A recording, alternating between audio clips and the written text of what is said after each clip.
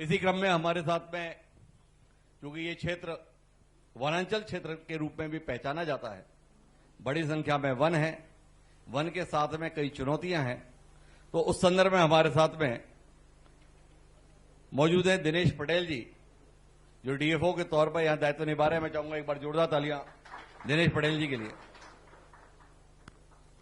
और अभी न केवल छत्तीसगढ़ बल्कि पूरा देश उम्मीद बांधे 31 मार्च 2026 का इंतजार कर रहा है।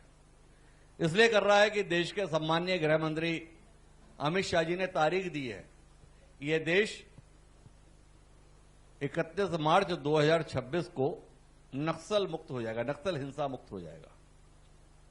देश ठीक है, छत्तीसगढ़ भी नक्सल प्रभावित है, वो भी ठीक है, पर हम जहां बैठे हैं ये भी नक्सली आतंक से अरसे से पीड़ित रहा है।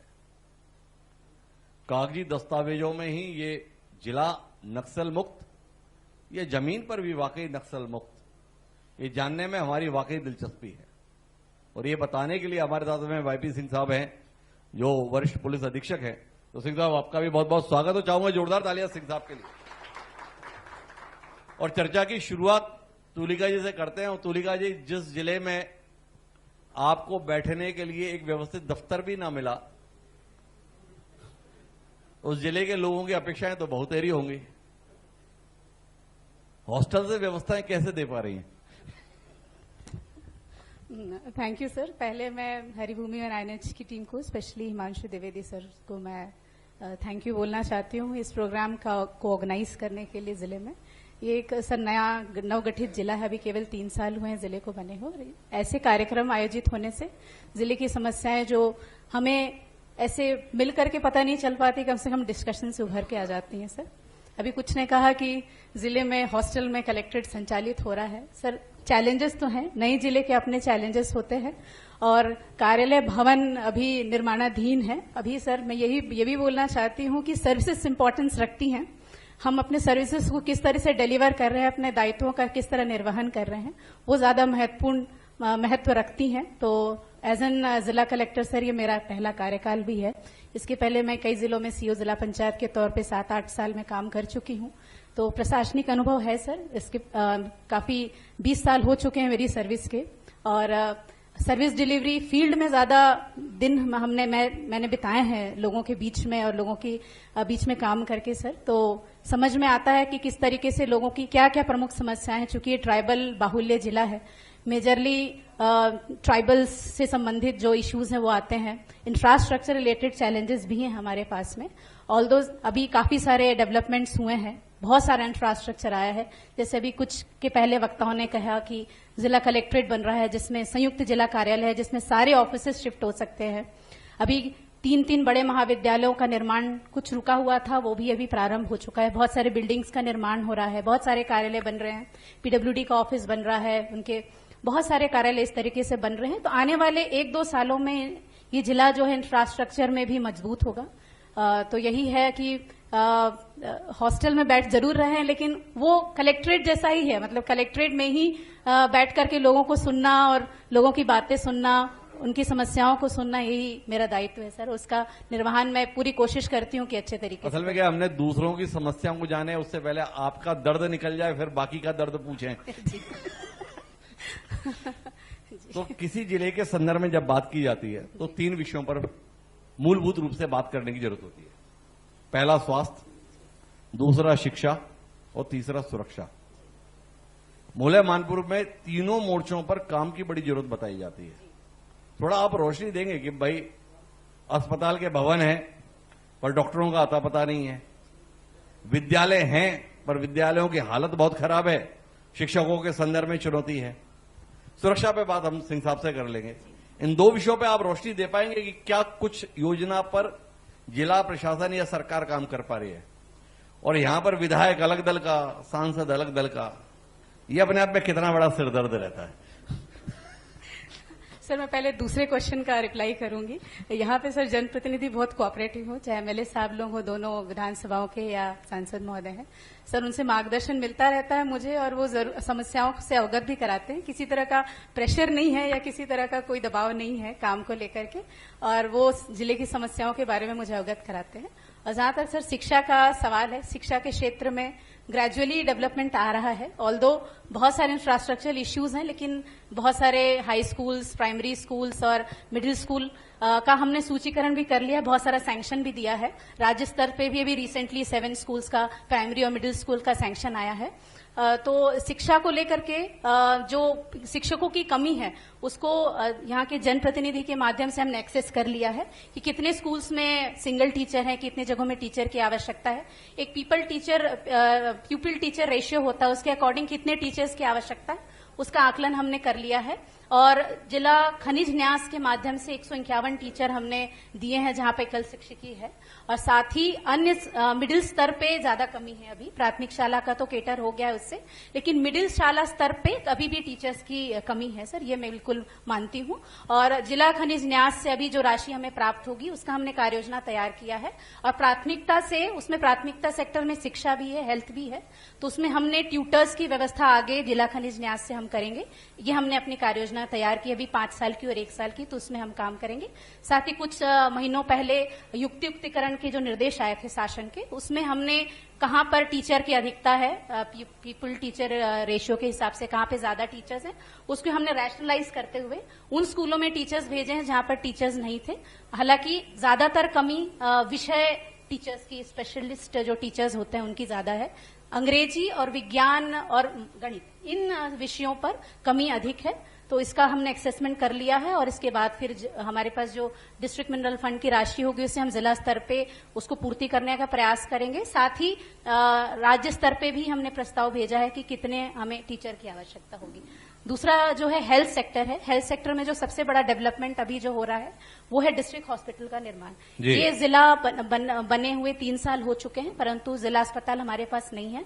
और 3 CHCs हैं हमारे पास में, लगभग 85 हमारे पास सब हेल्थ सेंटर हैं, 11 PHC हैं। और जिला अस्पताल का निर्माण लगभग 1-1.5 साल में हो जाएगा। उसके पश्चात जो स्वास्थ्य से संबंधित इश्यूज हैं वो काफी हद तक सॉल्व होंगी। यहाँ पर संसाधनों की कमी है। हमने सभी स्वास्थ्य केंद्रों में, स्पेशली हेल्थ सेंटर्स जो PHC लेवल है उसमें कौन से इक्विपमेंट, किस प्रकार के संसाधनों की कमी, उसका भी हमने असेसमेंट कर लिया है। और जो उपलब्ध हमारे पास राशि होगी उससे हम बहुत हद तक उन इश्यूज को हम सॉल्व कर पाएंगे। तो ग्रेजुअली धीरे धीरे डेवलपमेंट की तरफ लोग बढ़ रहे हैं, काफी कुछ आ चुका है। पहले जिले में सिजेरियन भी नहीं होते थे, अभी कुछ दिनों पहले हमने गायनेकोलॉजिस्ट हमारे यहाँ एक मिला है, तो सिजेरियन की व्यवस्था शुरू हुई। डायलिसिस के लिए लोगों को राजनांदगांव जाना पड़ता है। हम इमेजिन नहीं कर सकते हैं कि मानपुर का कोई व्यक्ति अगर डायलिसिस की उसे आवश्यकता हो तो राजनांदगांव, दुर्ग या रायपुर जैसे जिलों पर निर्भर था। अभी मानपुर जैसी जगह में, जो हमारा इंटीरियर क्षेत्र है, वहां पर डायलिसिस की सुविधा प्रारंभ हुई है। अब तक लगभग 69 के लगभग डायलिसिस हो चुका है, तो ये एक बहुत बड़ा सुविधा है। साथ ही जनप्रतिनिधियों के मार्गदर्शन में से मेडिकल बोर्ड यहाँ नहीं होता था। मेडिकल बोर्ड्स में क्योंकि स्पेशलिस्ट डॉक्टर्स की जरूरत होती है उसमें, और हमारे यहाँ चूंकि स्पेशलिस्ट डॉक्टर्स नहीं है, तो हम लोगों ने राजनांदगांव और दुर्ग के कलेक्टर साहब से निवेदन करके, कमिश्नर साहब से निवेदन करके स्पेशलिस्ट डॉक्टर हमने महीने में एक बार, कम से कम 1 दिन यहाँ पर मेडिकल बोर्ड बैठे, ताकि मानपुर, मोहला और अंबागढ़ चौकी के जो लोग हैं उनको कम से कम 1 दिन मेडिकल बोर्ड की सुविधा मिल सके। तो मेडिकल बोर्ड भी हमने शुरुआत की। इसी तरह से धीरे धीरे जो इश्यूज हैं हेल्थ और एजुकेशन सेक्टर के, उसमें हम लोग काम कर रहे हैं और आगे चल के बहुत अच्छा इसमें रिजल्ट आएगा। आप एक शब्द बार बार इस्तेमाल कर रही थी, जिला खनिज न्यास। हम लोग रायपुर में बैठ के उसे DMF के नाम से जानते हैं, तो आप बता रहे थे कि हम उसमें शिक्षकों को भर्ती कर रहे हैं, इसको भर्ती कर रहे हैं। हमारा अनुभव तो ये रहा है कि DMF का उपयोग तो लोग खरीद वरीद में करते हैं। ये आप तनख्वाह वनख्वाह देने में क्यों इतना खर्च करना चाह रही हैं? क्योंकि मैंने पहले भी मेंशन किया है जिला खनिज न्यास के में कि वो उसमें सर कुछ सेक्टर्स बने हुए हैं, priority sectors and other sectors. Priority sectors में हेल्थ और एजुकेशन है, जिसमें हम HR भी उससे व्यवस्था कर सकते हैं। तो टीचर्स, क्योंकि यहाँ की प्रमुख समस्या है वो सबसे निकल करके आती है। जब भी मैं जनदर्शन में एवरी ट्यूसडे बैठती हूँ तो किसी ना किसी गांव से व्यक्ति लोग आते हैं, गांव के या सरपंच जी आएंगे या गांव के लोग आएंगे या पेरेंट्स आएंगे या जन भागीदारी समिति जो स्कूलों में आती है वो आते हैं, और मतलब 20-30% एप्लीकेशन टीचर। वो तो हमें भी पता है। मैंने तो सवाल इसलिए कहा कि DMF के संदर्भ में अनुभव कोई बहुत अच्छा इस राज्य का नहीं रहा है। तो जब आप ये तनख्वाह वनख्वाह के संदर्भ में, HR के संदर्भ में खड़े करते हो तो बाकी लोग आपसे शिकायत नहीं करते? DMF इसके लिए थोड़ी होता है, थोड़ा खरीद वरीद ठीक से होनी चाहिए, इसके लिए होता है। उस दबाव से कैसे निपट रहे हैं आप? नहीं सर, ऐसा कोई दबाव नहीं है जिले में। और चूंकि कार्य योजना बननी मतलब है। मोहला मानपुर छत्तीसगढ़ में नहीं आता क्या? नहीं सर, छत्तीसगढ़ में ही है।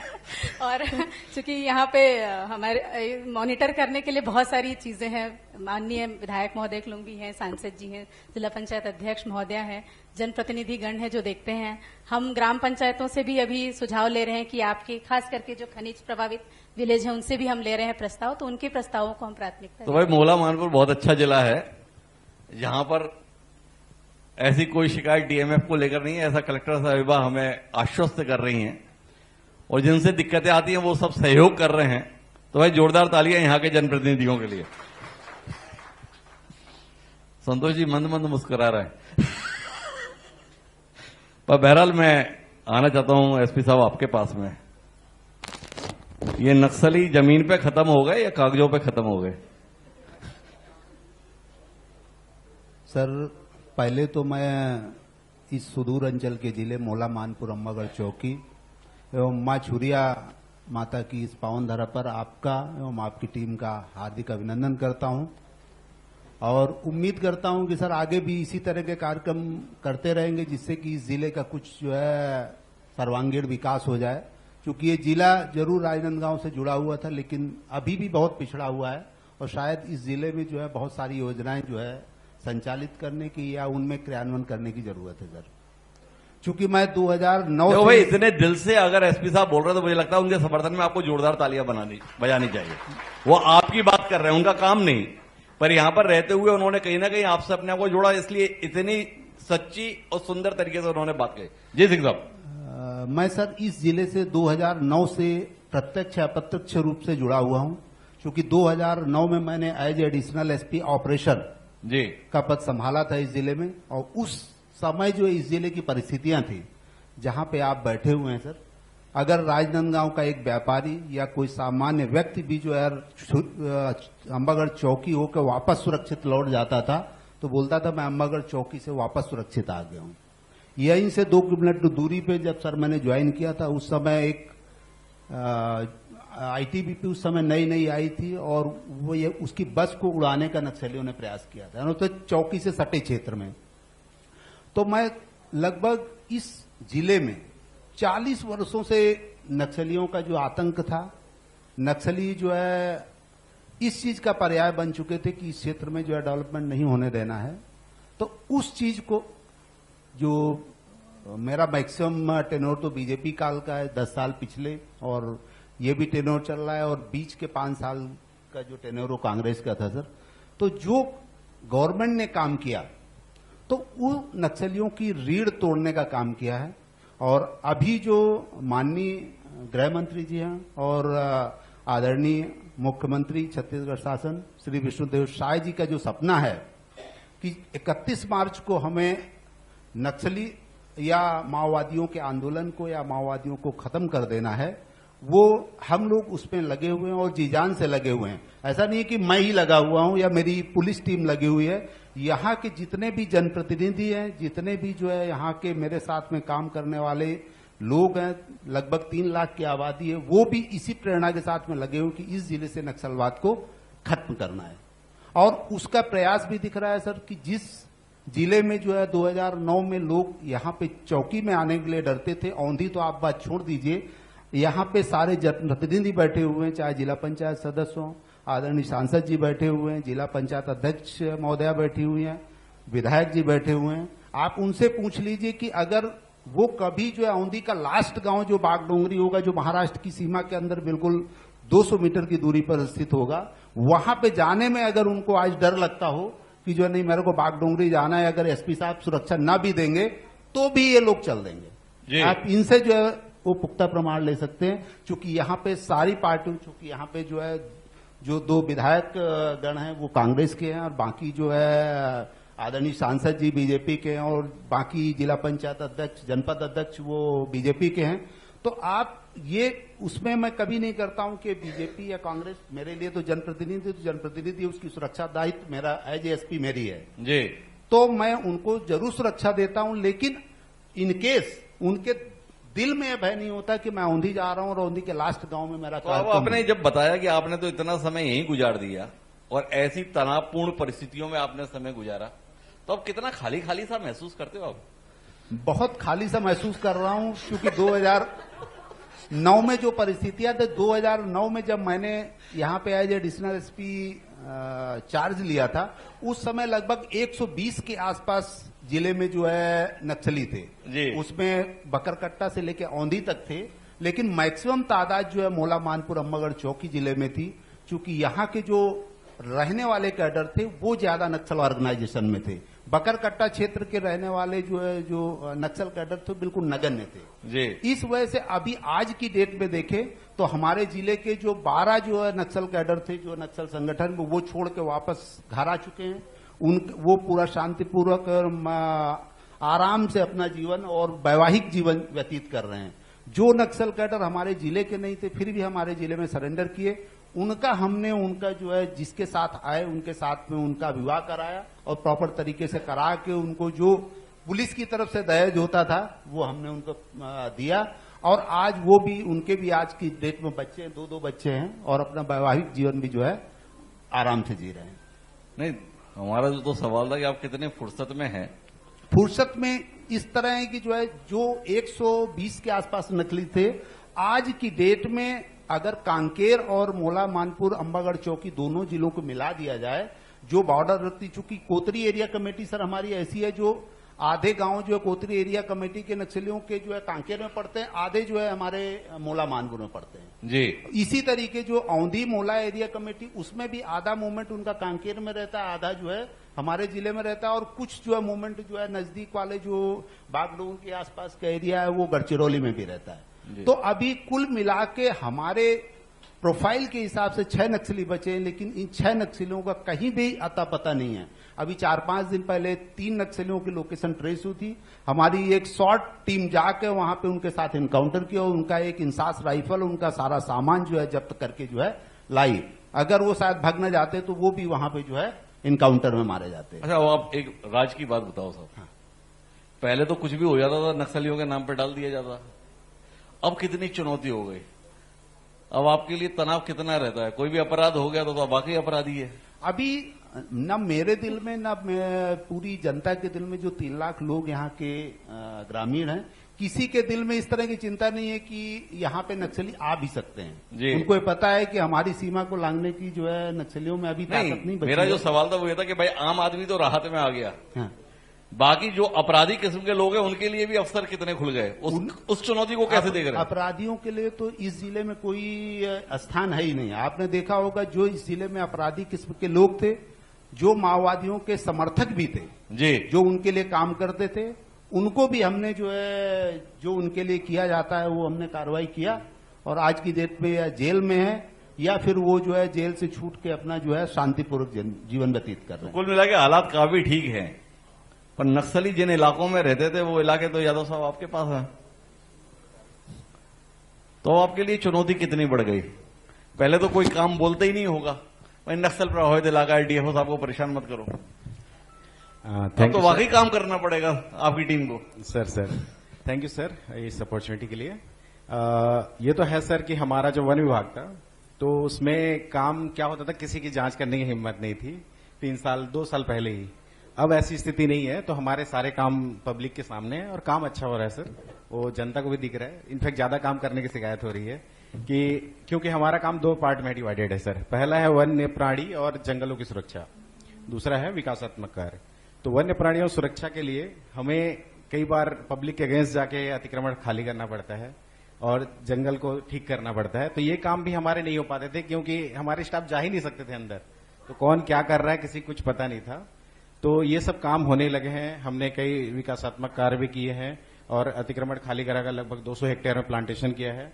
उसका परिणाम भी सकारात्मक रूप से आया है कि हमारे यहाँ वन्य प्राणी अब बहुतायत में दिखते हैं। पहले दिखते थे लेकिन वो बहुत रेयर थे। पिछले 3 महीने में टाइगर का हमें 6-7 लोकेशन मिल चुका है और एक बार ट्रैप कैमरा के हमारे पास फोटोज भी हैं। लेपर्ड का कम से कम यहाँ 15 से 20 इंसिडेंट्स पिछले 3 महीने के अंदर हुए हैं और किसी जनहानि भी नहीं हुई है, कोई जनहानि नहीं है। हाँ, वन्य प्राणियों का जो शिकार किया है उसके लिए हम जितना जल्दी हो सकता है मुआवजा दिला दिया जाता है, इसलिए ग्रामीणों को भी ऐसा शिकायत नहीं है वन विभाग की ओर से। ये बताओ यादव साहब, लोग बताते हैं मोला मानपुर में सागौन की लकड़ी बहुत बढ़िया मिलती है, बिल्कुल। तो अब लोग लकड़ी के लिए डिमांड कितनी करते हैं आपसे?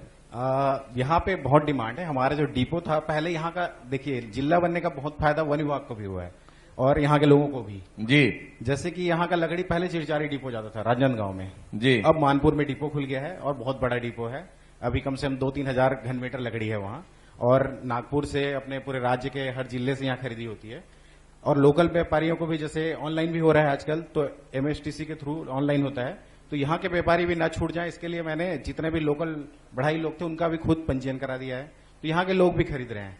और इस तरीके से हमारी लकड़ी अब हर जगह जा रही है। नहीं, लोगों की दिलचस्पी जो है डिपो से लकड़ी खरीदने में कम रहती है, जंगल से ही सीधे ले जाने में ज्यादा होती है। ये है, तो इसके लिए हमारा उससे कैसे निपट रहे हैं?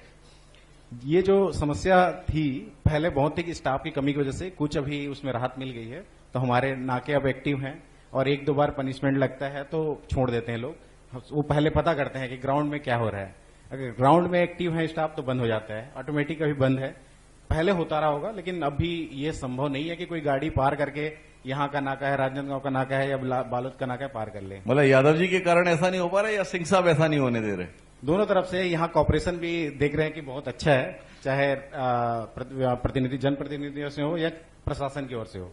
जैसे कि यहाँ पे मैं कार्रवाई भी करता हूँ तो बिना पुलिस के सहयोग से नहीं कर सकता जी। और ऐसा है कि हम कार्रवाई भी करते हैं तो आज तक किसी बड़े लॉ एंड ऑर्डर का सिचुएशन क्रिएट नहीं हुआ है, शांति से समझा के हो जा रहा है।